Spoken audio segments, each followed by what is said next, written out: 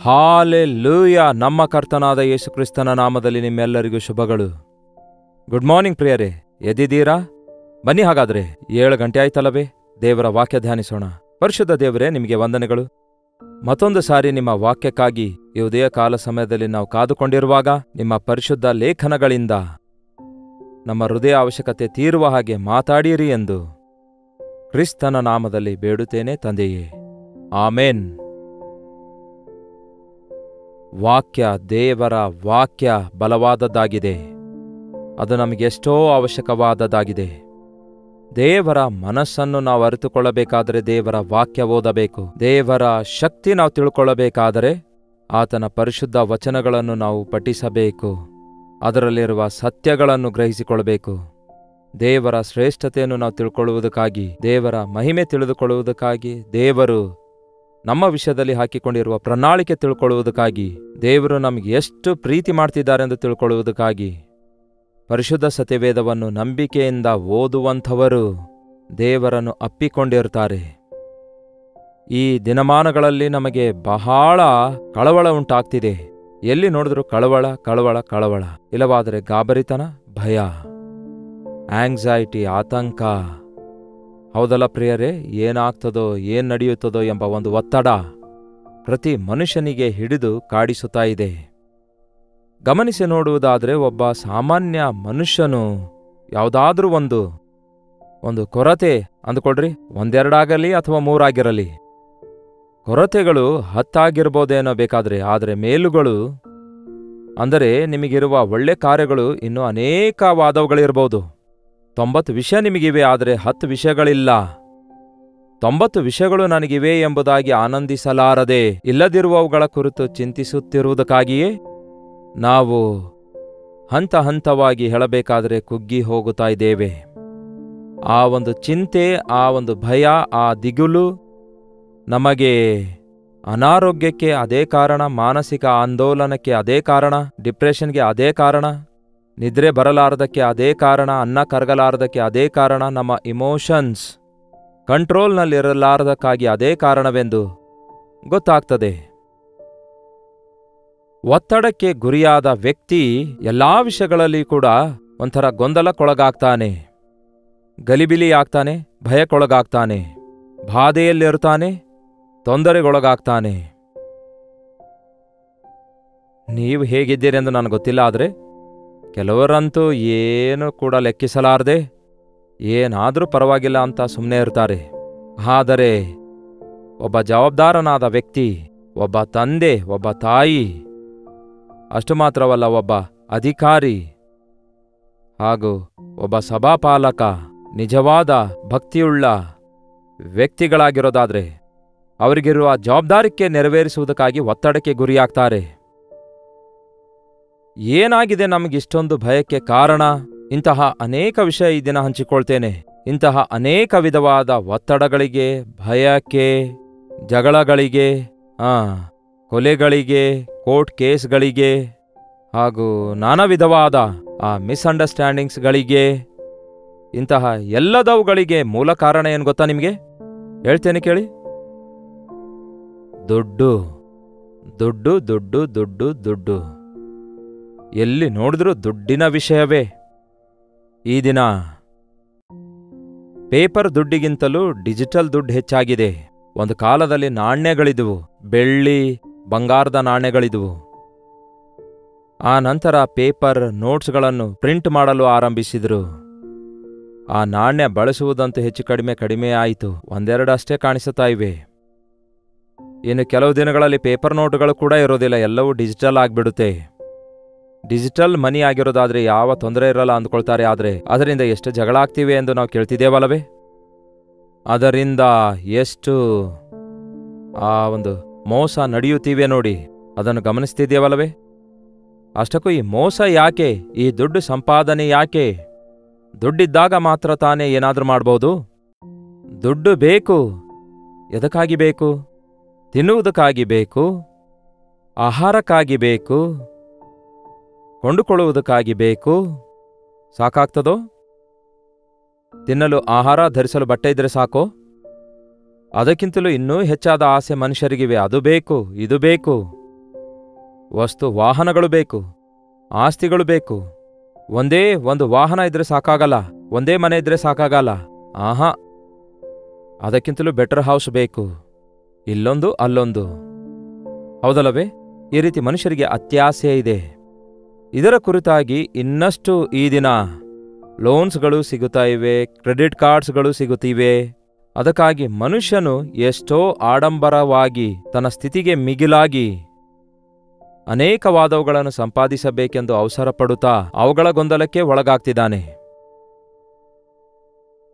ಇದರ ಮಧ್ಯದಲ್ಲಿ, ಈ ಒತ್ತಡದ ಮಧ್ಯದಲ್ಲಿ ತನ್ನ ವ್ಯಕ್ತಿತ್ವ ಹಾಳು ಮಾಡಿಕೊಳ್ತಿದ್ದಾನೆ, ತನ್ನ ಮನಸಾಕ್ಷಿ ಹಾಳು ಮಾಡಿಕೊಳ್ತಿದ್ದಾನೆ, ತನ್ನ ಭಕ್ತಿ ಹಾಳಾಗಿ ಹೋಗ್ತಿದೆ.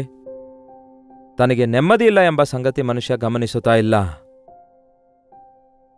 ಯೇಸು ಕ್ರಿಸ್ತನನ್ನು ನಂಬಿದ ನಂತರ ನಾವು ದುಡ್ಡನ್ನಲ್ಲ ನಂಬಬೇಕಾದದ್ದು, ಲೋಕವನ್ನಲ್ಲ ನಂಬಬೇಕಾದದ್ದು, ವಸ್ತು ವಾಹನಗಳಲ್ಲ ನಮಗೆ ಬೇಕಾದದ್ದು. ನಮಗೇನು ಬೇಕಾಗಿದೆಯೋ ನಮಗಿಂತಲೂ ನಮ್ಮ ದೇವರಿಗೆ ಬಹಳ ಚೆನ್ನಾಗಿ ಗೊತ್ತು. ಒಂದು ಹಸುಕೂಸು ಹುಟ್ಟಿದಾಗ ಆ ಮಗು ಬಾಯಿ ತೆರೆದು ಏನಾದರೂ ಬೇಡಿಕೊಳ್ತದೋ? ಆ ಹಸುಕೂಸು ನನಗೆ ಡ್ರೆಸ್ ಕೊಡಿಸಿರಿ, ಡೈಪರ್ಸ್ ಕೊಡಿಸಿರಿ, ನನಗೊಂದು ತೊಟ್ಟಲು ಕೊಡಿಸಿರಿ, ಬಂಗಾರದ ಬಳೆ ಹಾಕಿರಿ, ನನಗೆ ಹಾಲಿನ ಪ್ಯಾಕೆಟ್ ಕೊಡಿಸಿರಿ, ಹಾಲಿನ ಬಾಟಲ್ ಕೊಡಿಸಿರಿ ಎಂದು ಏನಾದರೂ ಕೇಳ್ತದೋ? ಆ ಮಗು ಕೇಳುವ ಅವಶ್ಯಕತೆಯೇ ಇಲ್ಲ. ಆ ಮಗುವಿಗೆ ಬೇಕಾದದೆಲ್ಲ ತಂದೆ ತಾಯಿಗಳು ಕೊಡ್ತಿದಾರಲ್ಲವೇ? ನಮ್ಮ ಪರಲೋಕದ ತಂದೆ, ಆತನ ಮಕ್ಕಳಾಗಿರುವ ನಮಗೆ ಬೇಕಾದದೆಲ್ಲ ಆತನು ಕೊಡುವುದಿಲ್ಲವೋ? ನಾವು ಬೇಡಿ ಊಹಿಸಿದವುಗಳಿಗಿಂತಲೂ ಎಲ್ಲವನ್ನೂ ಆತನು ಒದಗಿಸುವಾತನೆಂದು ನಾವು ಓದುತ್ತೇವಲ್ಲವೇ? ಆದರೆ ನಾವು ನಂಬಲಾರದಕ್ಕಾಗಿ ಸ್ವತಃ ನಾವೇ ಏನೋ ಸಂಪಾದಿಸಬೇಕೆಂದು ತವಕಿಸುತ್ತಿದ್ದೇವೆ.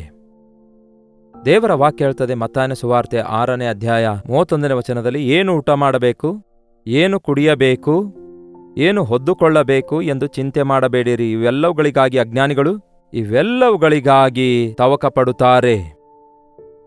ಇವೆಲ್ಲವುಗಳ ಕುರಿತಾದ ವಿಚಾರ ನಂಬಿಕೆಯಿಲ್ಲದವರಿಗಿರುತ್ತೆ. ಇವೆಲ್ಲವುಗಳ ಕುರಿತಾದ ವಿಚಾರಣೆ ಲೋಕಸ್ಥರಿಗಿರುತ್ತದೆ. ನೀವು ಪರಲೋಕದ ತಂದೆಗೆ ಮಕ್ಕಳಾಗಿ ಮಾರ್ಪಟ್ಟಾಗ, ನೀವು ದೇವರಿಗೆ ಮಗುವಾಗಿ ಮಾರ್ಪಟ್ಟಾಗ, ನಿಮ್ಮ ತಂದೆ ಪರಲೋಕದಲ್ಲಿದ್ದಾನೆಂದು ನಂಬುವಾಗ, ಆತನು ಸರ್ವಶಕ್ತನೂ ಸಮೃದ್ಧಿಯುಳ್ಳ ದೇವರಾಗಿದ್ದಾನೆ ಎಂದು ನೀವು ನಂಬುವಾಗ, ಈ ತಿಂಡಿ, ಈ ವಸ್ತ್ರ, ಈ ವಸ್ತುಗಳ ಕುರಿತಾಗಿ ಚಿಂತಿಸುತ್ತಾ ಕೂತ್ಕೊಳ್ಳುವ ಅವಶ್ಯಕತೆ ಇಲ್ಲ. ತನ್ನ ಪ್ರಿಯರಿಗಾದರೂ ನಿದ್ದೆಯಲ್ಲಿಯೂ ಅವುಗಳನ್ನು ಒದಗಿಸುತ್ತಾನೆ ಎಂದು ವಾಕ್ಯ ಹೇಳುತ್ತದೆ. ನಾವು ಪ್ರಶಾಂತವಾಗಿ ದೇವರ ಮೇಲೆ ಭಾರ ಹಾಕಿ ಮಲಗಿಕೊಳ್ಳುವುದಾದರೆ ನಮ್ಮ ಅವಶ್ಯಕತೆಗಳೆಲ್ಲ ತೀರಿಸುವುದಕ್ಕಾಗಿ ಆತನು ಸಿದ್ಧವಾಗಿಯೇ ಇದ್ದಾನೆ. ಆತನಲ್ಲಿ ನಂಬಿಕೆ ಇಡಿರಿ. ಇದೆಲ್ಲ ನಿಮಗೆ ಬೇಕಾಗಿದೆ ಎಂದು ಪರಲೋಕದಲ್ಲಿರುವ ನಿಮ್ಮ ತಂದೆಗೆ ತಿಳಿದದೇ ಅಷ್ಟೇ. ಯಹಲೋಕದ ತಂದೆ ತಾಯಿಗಳಿಗೆ ಹಸುಕೂಸಿಗೆ ಏನ್ ಬೇಕೆಂದು ತಿಳ್ಕೊಂಡಿರುವಂತೆ, ಪರಲೋಕದ ತಂದೆಗೆ ತನ್ನ ಮಕ್ಕಳಿಗೇನ್ ಬೇಕೆಂದು ಗೊತ್ತಿಲ್ಲವೋ? ಗೊತ್ತು. ಆತನನ್ನು ನಂಬಿದವರು ಉಪವಾಸವಿರಲ್ಲ, ಭಿಕ್ಷೆ ಬೇಡುವುದಿಲ್ಲ ಎಂದು ವಾಕ್ಯ ಹಾಗೆ ಹೇಳುತ್ತೆ. ದಾವೀದನು ಹೇಳ್ತಾನೆ, ನಾನು ಒಮ್ಮೆ ಚಿಕ್ಕವನಾಗಿದ್ದೆ, ಆದರೆ ಈಗ ದೊಡ್ಡವನಾಗಿದ್ದೇನೆ, ಆದರೆ ನೀತಿವಂತನ ಮಕ್ಕಳು ಭಿಕ್ಷೆ ಬೇಡುವುದನ್ನು ಇದುವರೆಗೂ ನೋಡಿಲ್ಲ ಅನ್ನುತ್ತಾನೆ. ಲಕ್ಷಾಧಿಪತಿಗಳು ಭಿಕ್ಷೆ ಬೇಡುವುದನ್ನು ನೋಡಿದ್ದೇವೆ, ಆದರೆ ನೀತಿವಂತರು, ಅಂದರೆ ದೇವರಿಗೆ ಭಯಪಡುವಂಥವರ ಮಕ್ಕಳು, ಸ್ವತಃ ಅವರಷ್ಟೇ ಅಲ್ಲ, ಅವರ ಮಕ್ಕಳು ಕೂಡ ಭಿಕ್ಷೆ ಬೇಡೋದಿಲ್ಲ, ಭಿಕ್ಷೆ ಬೇಡಿ ತಿನ್ನುವುದು ನೋಡಿಲ್ಲ ಅನ್ನುತ್ತಾನೆ. ದೇವರು ಆಶೀರ್ವದಿಸುವಾಗ ಅದು ಎಂದೆಂದಿಗೂ ಆಶೀರ್ವಾದವಾಗಿರುತ್ತೆ. ಹೀಗಿರುವುದರಿಂದ ನೀವು ಆತನ ರಾಜ್ಯವನ್ನು, ನೀತಿಯನ್ನು ಮೊದಲು ಹುಡುಕಿರಿ, ಆಗ ಇವೆಲ್ಲ ಅನುಗ್ರಹಿಸುತ್ತಾನೆ. ಆಟೋಮೆಟಿಕ್ ಆಗಿ ಅವೆಲ್ಲ ಬರ್ತವೆ ಅಂತ ಸುಮ್ಮನೆ ಕೂತ್ಕೊಂಡ್ರೆ ನಡೆಯಲ್ಲ. ಮೊದಲು ಆತನ ರಾಜ್ಯವನ್ನು, ಆತನ ನೀತಿಯನ್ನು ಹುಡುಕಿರಿ. ಬೆಳಗ್ಗೆ ಎದ್ದ ತಕ್ಷಣವೇ ದೇವರಿಗೋಸ್ಕರ, ದೇವರ ಸನ್ನಿಧಿಯಲ್ಲಿ, ಪರಲೋಕ ರಾಜ್ಯದಲ್ಲಿ ಯಾವ ರೀತಿ ಜೀವಿಸಬೇಕು ಎಂದು ತಿಳಿದುಕೊಳ್ಳುವ ಹಾಗೆ, ದೇವರ ರಾಜ್ಯ ಇದೇ ಎಂಬುದಾಗಿ ನಂಬುತ್ತಾ ರಾಜ್ಯಕ್ಕೆ ವಾರಸುದಾರರಾಗಿ ಇರಬೇಕು. ನಿನ್ನ ರಾಜ್ಯ ಪಡ್ಕೊಂಡು ಬರುವಾಗ ನನ್ನನ್ನು ಜ್ಞಾಪಕ ಮಾಡಿಕೋ ಎಂದು ಶಿಲುಬೆ ಮೇಲೆ ಯೇಸುವಿನೊಂದಿಗಿದ್ದ ಕಳ್ಳ ಹೇಳ್ತಾನಲ್ಲವೇ? ಹಾಗೆಯೇ ನಾವು ಬೆಳಗ್ಗೆ ಎದ್ದ ತಕ್ಷಣ ಪರಲೋಕ ರಾಜ್ಯಕ್ಕೆ ವಾರಸುದಾರರಾಗಿದ್ದೇವೆ ಎಂಬ ಸಂಗತಿ, ದೇವರೇ ನಿಮ್ಮ ರಾಜ್ಯದ ವಾರಸುದಾರರನ್ನಾಗಿಡಿರಿ ಎಂಬ ಸಂಗತಿ, ನಮ್ಮ ಹೆಸರು ನಿಮ್ಮ ಜೀವಬಾಧ್ಯರ ಪಟ್ಟಿಯಲ್ಲಿ ಬರೆಯಿರಿ ಎಂಬ ಸಂಗತಿ, ನಮ್ಮ ದೇವರ ಮುಂದೆ ನಾವು ಯಥಾರ್ಥರಾಗಿರಬೇಕೆಂಬ ಸಂಗತಿ ನಾವು ಗ್ರಹಿಸಿಕೊಳ್ಬೇಕು. ಆ ರಾಜ್ಯಕ್ಕೆ ಹೋಗಲು ನಮ್ಮನ್ನು ನಾವು ಸಿದ್ಧ ಮಾಡಿಕೊಳ್ತಾ ಇದ್ದೇವೆ. ಇಲ್ಲಿ ಕ್ರಿಸ್ತನ ಹಾಗೆ ನಾವು ಮಾರ್ಪಟ್ಟಾಗಲೇ, ಆತನ ರಕ್ತದಲ್ಲಿ ತೊಳೆಯಲ್ಪಟ್ಟಾಗಲೇ, ಆತನ ಇಷ್ಟದಂತೆ ಬದುಕುವಾಗಲೇ ಆತನ ರಾಜ್ಯಕ್ಕೆ ವಾರಸುದಾರರಾಗ್ತೇವೆ. ನನ್ನ ನೀತಿಯನ್ನು, ರಾಜ್ಯವನ್ನು ಮೊದಲು ಹುಡುಕಿರಿ, ಅಂದರೆ ನೀತಿ ನ್ಯಾಯವುಳ್ಳವರಾಗಿ ಜೀವಿಸಿರಿ. ಇಲ್ಲಿ ಇಷ್ಟ ಬಂದಂತೆ ಜೀವಿಸಿ ಪರಲೋಕಕ್ಕೆ ಹೋಗ್ತೇನೆ ಅನ್ನುವುದಾದರೆ ನಡೆಯುವುದಿಲ್ಲ. ಬೈಬಲ್ನಲ್ಲಿ ಐಶ್ವರ್ಯವಂತನು ತನ್ನ ಇಷ್ಟಾನುಸಾರವಾಗಿ ಜೀವಿಸ್ತಾನೆ ಈ ಲೋಕದಲ್ಲಿದ್ದಾಗ. ಆದರೆ ಬಡವ ಲಾಜರನು ಮನಸಾಕ್ಷಿ ನಿಮಿತ್ತವಾಗಿ ದೇವರಲ್ಲಿ ಭಯಭಕ್ತಿಯುಳ್ಳವನಾಗಿ ವಸ್ತ್ರ ಇಲ್ಲದಿದ್ದರೂ ತಿನ್ನಲು ತಿಂಡಿ ಇಲ್ಲದಿದ್ದರೂ ಅನಾರೋಗ್ಯದಲ್ಲಿದ್ದರೂ ಕೂಡ ತನ್ನ ನೀತಿಯನ್ನು ಕಾಪಾಡಿಕೊಂಡ, ತನ್ನ ಮನಸಾಕ್ಷಿಯನ್ನು ಕಾಪಾಡಿಕೊಂಡ. ಪರಲೋಕ ಶಾಶ್ವತ, ಈ ಲೋಕ ಶಾಶ್ವತವಲ್ಲವೆಂದು ನಂಬುತ್ತಾನೆ. ಅದಕ್ಕೆ ಆತನ ರಾಜ್ಯಕ್ಕೆ ಹೋದ. ತಂದೆಯಾದ ಅಬ್ರಹಾಮನ ಬಲಪಾರ್ಶ್ವದಲ್ಲಿ ಕೂತಿರುವುದನ್ನು ನೋಡ್ತಾನೆ. ಆಗ ಆ ಐಶ್ವರ್ಯವಂತನು ಬಹಳ ಸುಖಭೋಗ ಅನುಭವಿಸುತ್ತಾ ಈ ಲೋಕವೇ ಸರ್ವಸ್ವ ಅಂದ್ಕೊಳ್ತಾ ಏನು ಸಂಪಾದಿಸೋಣ ಎಂಬ ಆಸೆಯಿಂದ ಇದ್ದ. ಆದರೆ ಈ ಲೋಕ ಬಿಟ್ಟಾಗ ಭಯಂಕರವಾಗಿ ಧಗಧಗನೆ ಉರಿಯುವ ಬೆಂಕಿ ಕೆಂಡದೊಳಗೆ ಯಾತನೆ ಪಟ್ಟನೆಂದು ಬೈಬಲ್ ಹೇಳ್ತದೆ. ನನ್ನ ನೀತಿಯನ್ನು ರಾಜ್ಯವನ್ನು ಹುಡುಕಿಯರಿ. ಬೆಳಗ್ಗೆ ಎದ್ದು ಕೂಡಲೇ ಏನು ತಿನ್ನಬೇಕು ಕುಡಿಯಬೇಕು ಅನ್ನುವಂಥದ್ದಲ್ಲ. ಈ ದಿನ ದೇವರು ನನಗೆ ಏನು ಮಾತಾಡ್ಲಿಕ್ಕಿದ್ದಾರೆ, ಈ ದಿನ ನಾನು ದೇವರಿಗಾಗಿ ಏನ್ ಮಾಡಬೇಕು, ದೇವರಿಗಾಗಿ ಹೇಗೆ ನೀತಿಯಿಂದ ಬದುಕಬೇಕು, ಹೇಗೆ ಪರಿಶುದ್ಧನಾಗಿ ಜೀವಿಸಬೇಕು ಎಂಬ ಆಸೆ ನಮಗಿರೋದಾದ್ರೆ, ನೀವು ಪ್ರಾರ್ಥಿಸಿ ನಿಮ್ಮ ಮನಸಾಕ್ಷಿಯನ್ನು ಸರಿಪಡಿಸಿಕೊಳ್ಳುವುದಾದರೆ, ದೇವರ ಮೇಲೆ ನಂಬಿಕೆಯುಳ್ಳವರಾಗಿರೋದಾದ್ರೆ ನಿಮ್ಮ ಪ್ರತಿ ಅವಶ್ಯಕತೆ ದೇವರು ತೀರಿಸುತ್ತಾರೆ. ಇನ್ನೊಂದು ವಚನ ನೋಡಿಕೊಳ್ಳೋಣ ಬನ್ನಿ. ಸತ್ಯವೇದದಲ್ಲಿ ಫಿಲಿಪಿಯರಿಗೆ ಬರೆದ ಪತ್ರಿಕೆ 4ನೇ ಅಧ್ಯಾಯ 19ನೇ ವಚನ. ನನ್ನ ದೇವರು ಕ್ರಿಸ್ತ ಯೇಸುವಿನ ಮೂಲಕ ತನ್ನ ಪ್ರಭಾವದ ಐಶ್ವರ್ಯಕ್ಕೆ ತಕ್ಕ ಹಾಗೆ ನಿಮ್ಮ ಪ್ರತಿಯೊಂದು ಕೊರತೆಯನ್ನು ನೀಗಿಸುವನು. ದೇವರು ತನ್ನ ಐಶ್ವರ್ಯಕ್ಕೆ ತಕ್ಕ ಹಾಗೆ ನಿಮ್ಮ ಪ್ರತಿಯೊಂದು ಅವಶ್ಯಕತೆಯನ್ನು ನೀಗಿಸುವನು. ಕೋರಿಕೆಗಳು ಬಹಳಷ್ಟಿರ್ತವೆ, ಅವಶ್ಯಕತೆಗಳು ಕೆಲವೊಂದಿರ್ತವೆ. ನಾವು ಎಷ್ಟೋ ವಿಷಯಗಳನ್ನು ಕೋರಿಕೊಳ್ತೇವೆ, ಆದರೆ ನಮಗೆ ಬೇಕಾದವುಗಳು ಕೆಲವೊಂದೇ ಇರ್ತವೆ. ನಿಮ್ಮ ಕೋರಿಕೆಯೆಲ್ಲ ತೀರಿಸುತ್ತೇನೆ ಎಂದು ದೇವರು ಹೇಳ್ತಾ ಇಲ್ಲ. ಆದರೆ ನೀವು ಕೋರಿಕೊಂಡದೆಲ್ಲ ಕೊಡ್ತೇನೆ ಎಂದು ಹೇಳಲಿಲ್ಲ. ಆದರೆ ನಿಮ್ಮ ಅವಶ್ಯಕತೆ ತೀರಿಸುತ್ತೇನೆ, ವಾಟ್ ಈಸ್ ನೀಡೆಡ್, ನಿಮ್ಮ ಅವಶ್ಯಕತೆ ತೀರಿಸುತ್ತೇನೆ ಎಂದು ಹೇಳುತ್ತಿದ್ದಾರೆ. ಬದುಕಬೇಕಾದರೆ ಬಿರಿಯಾನಿಯೇ ಅಗತ್ಯವಿಲ್ಲ, ಅನ್ನ ಸಾರು ಕೂಡ ಪರವಾಗಿಲ್ಲ, ಸಾಕಾಗ್ತದೆ. ಅಷ್ಟಕ್ಕೂ ಅನ್ನ ಸಾರು ತಿಂದವರೇ 70-80 ವರ್ಷ ಬದುಕ್ತಿದ್ದಾರಂತೆ. ಈ ಬಿರಿಯಾನಿ ತಿಂದಂಥವರಿಗೆ ಕ್ಯಾನ್ಸರ್ ಅಂತೆ, ಅಲ್ಸರ್ ಅಂತೆ, ನಾನಾ ವ್ಯಾಧಿಗೊಳಗಾಗ್ತಿದ್ದಾರೆ. ಅದಕ್ಕೆ ದೇವರಿಗೆ ಗೊತ್ತು. ನೀವು ದಿನಾಲೂ ಬಿರಿಯಾನಿ ಬೇಕೆಂದು ಕೇಳಿದ್ರು ಕೂಡ ನಿಮಗೆ ವಾರಕ್ಕೆ 2 ದಿನ ಬಿರಿಯಾನಿ ಕೊಟ್ಟು 4 ದಿನ ಅನ್ನ ಸಾರು ಕೊಡುತ್ತಿರುವುದಾದರೆ, ಒಂದು ವೇಳೆ ನಿಮ್ಮ ಆರೋಗ್ಯದ ಹಿತಕ್ಕಾಗಿಯೇ, ನಿಮ್ಮ ಹಿತಕ್ಕಾಗಿಯೇ, ನಿಮ್ಮ ಒಳ್ಳೆಯದಕ್ಕಾಗಿಯೇ ನೀವು ಕೋಟಿ ರೂಪಾಯಿ ಬೇಡ್ತೀರಿ, ಅದು ನಿಮ್ಗೆ ಅಗತ್ಯವಿಲ್ಲ. ನೀವು ಲಕ್ಷ ರೂಪಾಯೇ ಹ್ಯಾಂಡಲ್ ಮಾಡೋದಿಲ್ಲ, ಕೋಟಿ ಕೊಟ್ರೆ ಏನ್ ಮಾಡ್ತೀರಿ ಹೇಳಿ? ಮೋಸ ಹೋಗ್ತೀರಿ, ನಷ್ಟ ಹೋಗ್ತೀರಿ. ಕಳ್ರಿಗೆ ಗೊತ್ತಾದ್ರೆ ಸಾಯಿಸಿಬಿಡ್ತಾರೆ ಕೋಟಿ ರೂಪಾಯಿಗಾಗಿ. ಹಾಗಾಗಿ ಅದು ನಿಮ್ಗೆ ಒಳ್ಳೆಯದಲ್ಲ, ಅದಕ್ಕಾಗಿಯೇ ದೇವ್ರು ಕೊಡೋದಿಲ್ಲ. ನಿಮ್ಮ ಸಾಮರ್ಥ್ಯ ಎಷ್ಟಿದೆಯೋ ಅಷ್ಟು ಕೊಡ್ತಾರೆ. ನಿಮಗೆ ಯಾವುದು ಅವಶ್ಯಕವಾಗಿದೆಯೋ ಅದನ್ನು ಕೊಡ್ತಾರೆ. ಅವಶ್ಯಕತೆಗಳನ್ನು ತೀರಿಸುವಾತನೇ ನಮ್ಮ ದೇವರಾಗಿದ್ದಾರೆ. ಅವಶ್ಯಕತೆಗಳನ್ನು ನಾವು ಏನಾಗಿವೆ ಎಂದು ಅರ್ಥ ಮಾಡಿಕೊಳ್ಳೋದಾದರೆ ನಮ್ಮ ಜೀವಿತದಲ್ಲಿ ಯಾವಾಗಲೂ ತೃಪ್ತರಾಗಿರ್ತೇವೆ. ಪ್ರಸಂಗಿಯಲ್ಲಿ ಹೇಳಲಾಗಿದೆ, ಒಬ್ಬನು ಹೊಟ್ಟೆ ತುಂಬ ತಿಂದು ಕಣತುಂಬ ನಿದ್ದೆ ಮಾಡಿದ್ರೆ ಅವನಿಗೆ ಮಿಗಿಲಾದ ಧನ್ಯನೂ ಪ್ರಪಂಚದಲ್ಲಿ ಭಾಗ್ಯವಂತನು ಮತ್ತೊಬ್ಬನಿಲ್ಲ ಎಂದು ಹೇಳಲಾಗಿದೆ. ಎಷ್ಟೋ ಸಂಗತಿಗಳಿದ್ದು ಏನು ತಿನ್ನಲಾರದ ಪರಿಸ್ಥಿತಿ ಇರೋದಾದ್ರೆ, ಇರುವ ಅಲ್ಪವಾದದ್ದೇ ತಿಂದು ಜೀರ್ಣಿಸಿಕೊಳ್ಳೋದಾದ್ರೆ ಅದು ಒಳ್ಳೆಯದಲ್ಲವೋ? ಎಷ್ಟು ಜನ ನಿಮ್ಮಲ್ಲಿ ಸಮೃದ್ಧಿಯಾಗಿ ಊಟ ಮಾಡುತ್ತಾ ಇದ್ದೀರಿ? ನಿಮಗೊಂದು ನೆಲೆ ಇದೆ, ಗೂಡಿದೆ, ಮನೆ ಇದೆ. ಚಿಕ್ಕ ಮನೆಯೋ, ಬಾಡಿಗೆ ಮನೆಯೋ, ಸ್ವಂತ ಮನೆಯೋ, ದೊಡ್ಡ ಮನೆಯೋ ಗೊತ್ತಿಲ್ಲ. ಎಷ್ಟು ದೊಡ್ಡ ಮನೆ ಇದೆ, ಎಷ್ಟು ದೊಡ್ಡ ಬೆಡ್ ಇದೆ ಎನ್ನುವುದು ಮುಖ್ಯವಲ್ಲ. ಆದರೆ ಎಷ್ಟು ಚೆನ್ನಾಗಿ ನಿದ್ದೆ ಮಾಡ್ತಿದ್ದೀರಿ, ಎಷ್ಟು ಆನಂದದಿಂದ ತಿನ್ನುತ್ತಾ ಇದ್ದೀರಿ.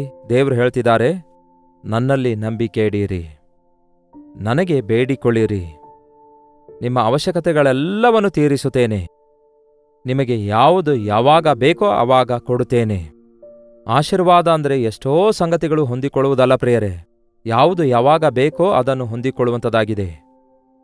ಎಷ್ಟೋ ಸಂಗತಿಗಳಿದ್ರೂ ಕೂಡ ಅವಶ್ಯಕವಾದದ್ದು ಇಲ್ಲದೇ ಇರುವಾಗ ಅವುಗಳಲ್ಲಿ ಒಂದಿಲ್ಲದಿದ್ರೂ ಕೊರತೆಯಲ್ಲಿದ್ದಂತೆ ಅಲ್ಲವೋ? ಅದರ ಬದಲಿಗೆ ನಿಮಗೇನೂ ಇಲ್ಲದಿದ್ದರೂ ಕೂಡ ಯಾವಾಗ ಯಾವುದು ನಿಮಗೆ ಬೇಕೋ ಅವಾಗ ಅದು ನಿಮಗೆ ದೊರಕುವಾಗ ಅದಕ್ಕಿಂತ ಮಿಗಿಲಾದ ಧನ್ಯತೆ ಏನಿದೆ ಹೇಳಿ? ಯೆಹೋವ ಈರೇ, ಆತನೇ ಎಲ್ಲವನ್ನು ನೋಡಿಕೊಳ್ತಾನೆ. ಯಾವುದರ ಕುರಿತಾಗಿಯೂ ಚಿಂತಿಸಬೇಡಿರಿ. ಮುಖ್ಯವಾಗಿ ದುಡ್ಡಿನ ವಿಷಯವಾಗಿ ದಿಗುಲು ಪಡಬೇಡಿರಿ, ಭಯ ಪಡಬೇಡಿರಿ, ಆಸೆ ಇಟ್ಕೊಳ್ಬೇಡಿರಿ. ಹಣದ ಆಸೆಯು ಎಲ್ಲಾ ವಿಧವಾದ ಕೇಡಿಗೆ ಮೂಲವಾಗಿದೆ. ದೇವ್ರು ದುಡ್ಡು ಕೊಡ್ತಾರೆ, ಯಾವುದು ಯಾವಾಗ ಎಷ್ಟು ಬೇಕೋ ಅಷ್ಟು ಅದನ್ನು ಕೊಡ್ತಾರೆ. ನಮ್ಮ ಪರಲೋಕದ ತಂದೆಯನ್ನು ನಂಬಿರಿ. ನಿಮ್ಮ ಒಳ್ಳೆಯದಕ್ಕಾಗಿ ಆತನು ಸಮಸ್ತ ಕಾರ್ಯಗಳನ್ನು ಮಾಡುತ್ತಾನೆಂದು ನಂಬಿಕೆ ಇಡಿಯಿರಿ. ಪ್ರತಿ ಸಣ್ಣ ಸಣ್ಣ ವಿಷಯಕ್ಕೆ ದುಃಖ ಪಡ್ತಾ ಕೂತ್ಕೊಳ್ಬಾರ್ದು. ಒಂದು ವಿಧವಾದ ತೌಕಕ್ಕೆ ಅವಕಾಶ ಕೊಡದೆ, ನನ್ನ ದೇವರಿದ್ದಾರೆ, ನನ್ನ ಪ್ರತಿ ಅವಶ್ಯಕತೆ ತೀರಿಸುತ್ತಾರೆ, ನನ್ನ ಕರ್ತನಿದ್ದಾರೆ, ನನಗೆ ಬೇಕಾದದನ್ನು ನೋಡಿಕೊಳ್ತಾರೆ ಎಂಬ ನಂಬಿಕೆಯೊಂದಿಗೆ ಸಂತುಷ್ಟರಾಗಿ ಜೀವಿಸೋಣ. ಪ್ರಾರ್ಥನೆ. ಪರಿಶುದ್ಧ ದೇವರೇ, ಪ್ರೀತಿಯುಳ್ಳ ತಂದೆಯೇ, ಒಂದು ಸಾರಿ ನಮ್ಮನ್ನು ನೋಡಿರಿ. ಎಷ್ಟೋ ಜನರಿಗೆ ಒಂದು ಹೊತ್ತು ಆಹಾರ ಸರಿಯಾಗಿ ಸಿಗಲ್ಲ, ನಮಗೆ 3 ಹೊತ್ತು ಆಹಾರ ಕೊಡ್ತಿದ್ದೀರಿ ಎಂಬ ಕೃತಜ್ಞತೆಯನ್ನು ನಮಗೆ ದಯಪಾಲಿಸಿರಿ. ಎಷ್ಟೋ ಜನರು ಬಟ್ಟೆ ಇಲ್ಲದವರಾಗಿ ಚಳಿಯಲ್ಲಿ ಬದುಕುತ್ತಿರುವಾಗ ನಮಗೆ ಎಷ್ಟೋ ವಸ್ತ್ರಗಳನ್ನು ಕೊಟ್ಟಿದ್ದೀರಿ. ಅದಕ್ಕಾಗಿ ಕೃತಜ್ಞತೆ ದಯಪಾಲಿಸಿರಿ. ಅನೇಕರು ಆರೋಗ್ಯವಿಲ್ಲದೆ ವೇದನೆಯ ಪಾಲಾಗುತ್ತಿರುವಾಗ ನಮಗೆ ಒಂದು ಹೊತ್ತು ಆಹಾರ ಇಲ್ಲದಿದ್ರೂ ಕೂಡ ತಾಳಿಕೊಳ್ಳುವ ಶಕ್ತಿ ಕೊಟ್ಟಿದ್ದೀರಿ, ಆರೋಗ್ಯ ಕೊಟ್ಟಿದ್ದೀರಿ. ಅದಕ್ಕೆ ನಿಮ್ಮನ್ನು ಸ್ತುತಿಸಲು ಸಹಾಯ ಮಾಡಿರಿ. ಇಲ್ಲದವುಗಳಿಗಾಗಿ ಚಿಂತಿಸದೆ ಇರುವವುಗಳಿಗಾಗಿ ನಿಮ್ಮನ್ನು ಸ್ತುತಿಸಲು, ನಮ್ಮ ಪ್ರತಿ ಕೋರಿಕೆಯನ್ನು, ಪ್ರತಿ ಅವಶ್ಯಕತೆಯನ್ನು ನೀವು ನೋಡುತ್ತಾ ಇದ್ದೀರಿ. ಹಾಗಾಗಿ ನಮ್ಮ ಅವಶ್ಯಕತೆಗಳೆಲ್ಲ ತೀರಿಸುತ್ತೀರಿ ಎಂದು ನೀವು ನಮಗೆ ಹಿತ ಮಾಡುವ ದೇವರಾಗಿದ್ದೀರಿ ಹೊರತು ಹಾನಿ ಮಾಡುವ ದೇವರಲ್ಲ ಎಂದು ನಾವು ನಂಬಲು ಸಹಾಯ ಮಾಡಿರಿ. ಅನಾವಶ್ಯಕವಾದ ವಿಷಯಗಳಲ್ಲಿ ಚಿಂತಿಸುತ್ತಾ ಕೂತ್ಕೊಳ್ಳದೆ ಆನಂದಿಸುತ್ತಾ ನಿಮ್ಮನ್ನು ಸ್ತುತಿಸುತ್ತಾ ನಿಮ್ಮ ನಂಬಿಕೆಯಲ್ಲಿ ಅಭಿವೃದ್ಧಿಯಾಗುವ ಹಾಗೆ ನಮ್ಮಲ್ಲಿ ಪ್ರತಿಯೊಬ್ಬರಿಗೂ ಸಹಾಯ ಮಾಡಿರಿ ಎಂದು ಕ್ರಿಸ್ತನ ನಾಮದಲ್ಲಿ ಬೇಡುತ್ತೇವೆ ತಂದೆಯೇ, ಆಮೇನ್. ತಂದೆಯಾದ ದೇವರ ಪ್ರೀತಿಯು, ಮಗನಾಗಿರುವ ಕ್ರಿಸ್ತನ ಕೃಪೆಯು, ಆದರಣೆಕರ್ತನಾದ ಪವಿತ್ರಾತ್ಮನ ಸಹವಾಸವು ಕೂಡಿ ಬಂದಿರುವ ನಮ್ಮೆಲ್ಲರ ಸಂಗಡ ಇಂದಿಗೂ ಸದಾಕಾಲಕ್ಕೂ ನೆಲೆಯಾಗಿರಲಿ. ಆಮೇನ್. ದೇವರಿಗೆ ಸ್ತೋತ್ರ. ನಿಮ್ಮ ಪ್ರಾರ್ಥನಾ ಮನವಿಗಳನ್ನು 8939731313 ನಂಬರ್ಗೆ ಒಂದು ವಾಯ್ಸ್ ಮೆಸೇಜ್ ಮೂಲಕ ವಾಟ್ಸಪ್ ಕಳಿಸಿಕೊಡಿರಿ. ನಿಮ್ಮ ಪರವಾಗಿ ನಾವು ಪ್ರಾರ್ಥಿಸಲು ಯಾವಾಗಲೂ ಸಿದ್ಧವಾಗಿದ್ದೇವೆ. ನೀವೆಲ್ಲಿಂದ ವೀಕ್ಷಿಸುತ್ತಾ ಇದ್ದೀರಿ ಎಂದು ನಿಮ್ಮ ಹೆಸರು, ಊರು ಲೈವ್ ಚಾಟ್ನಲ್ಲಿ ಬಂದು ಟೈಪ್ ಮಾಡುವುದನ್ನು ಮರೆಯಬೇಡಿ. Doctor Jaipal Kannada YouTube channel ಅನ್ನು ಸಬ್ಸ್ಕ್ರೈಬ್ ಮಾಡಿಕೊಳ್ಳಿರಿ. ಲೈಕ್ ಮಾಡಿ, ಶೇರ್ ಮಾಡುವುದನ್ನು ಮರೆತು ಹೋಗಬೇಡಿ. ನೀವಿತರ ದೇಶದಿಂದಲೂ ಸಹ ವೀಕ್ಷಿಸುವುದಾದರೆ ಕೊಡಲ್ಪಟ್ಟಂಥ ಇದೇ ನಂಬರ್ಗೆ ನಿಮ್ಮ ಮನವಿಗಳನ್ನು ಕಳಿಸಿಕೊಡಿರಿ. ನಿಮಗಾಗಿ ಪ್ರಾರ್ಥಿಸ್ತಿದ್ದೇವೆ, ನೀವು ಕೂಡ ಪ್ರಾರ್ಥಿಸಿರಿ. ಈ ದಿನ ಶುಕ್ರವಾರವಲ್ಲವೋ, ಹಾಗಾಗಿ ನಿಮ್ಮ ಸಭೆಗಳಲ್ಲಿ ನಡೆಯುವ ಉಪವಾಸ ಪ್ರಾರ್ಥನೆಗಳಲ್ಲಿ ತಪ್ಪದೆ ಪಾಲ್ಗೊಳ್ಳಿರಿ. ಜೊತೆ ವಿಶ್ವಾಸಿಗಳೊಂದಿಗೆ ಸೇರಿ ಐಕ್ಯತೆಯಿಂದ ಪ್ರಾರ್ಥಿಸಿರಿ. ದೇವರು ನಿಮಗಾಗಿ ಅದ್ಭುತ ಕಾರ್ಯ ಮಾಡುತ್ತಾರೆ. ಕರ್ತನ ಚಿತ್ತವಿರುವುದಾದರೆ ಮತ್ತೆ ನಾಳೆ ಭೇಟಿಯಾಗೋಣ. ಅಲ್ಲಿವರೆಗೂ ದೇವರ ಮಹಾಕೃಪೆ ನಿಮ್ಮೆಲ್ಲರೊಂದಿಗಿರಲಿ. ಬೆಂಗಳೂರಿನ ಸುತ್ತಮುತ್ತಲಿರುವಂತಹ ಎಲ್ಲ ಕ್ರೈಸ್ತಿಯ ವಿಶ್ವಾಸಿಗಳಿಗೆ ಒಂದು ಶುಭವಾರ್ತೆ. ನಿಮ್ಮೆಲ್ಲರಿಗೋಸ್ಕರ ಒಂದು ದಿನದ ವಿಶೇಷವಾದ ಗೆಟ್ ಟುಗೆದರ್ ಅನ್ನು ಏರ್ಪಡಿಸಲಾಗಿದೆ. ದಿನಾಂಕ ಏಪ್ರಿಲ್ 10ರಂದು ಮಧ್ಯಾಹ್ನ 2 ಗಂಟೆಯಿಂದ ಸಾಯಂಕಾಲ 7 ಗಂಟೆಯವರೆಗೆ. ಸ್ಥಳ Hudson community centre, CSI compound, opposite Mitralaya girls school, corporation circle, Bengaluru. ಹೆಚ್ಚಿನ ವಿವರಗಳಿಗಾಗಿ 8939393939 ನಂಬರ್ಗೆ ಸಂಪರ್ಕಿಸಿರಿ. ಈ ಒಂದು ದಿನದ ಗೆಟ್ ಟುಗೆದರ್ನಲ್ಲಿ ತಪ್ಪದೆ ಪಾಲ್ಗೊಂಡು ದೈವಾಶೀರ್ವಾದಗಳನ್ನು ಹೊಂದಿಕೊಳ್ಳಿರಿ.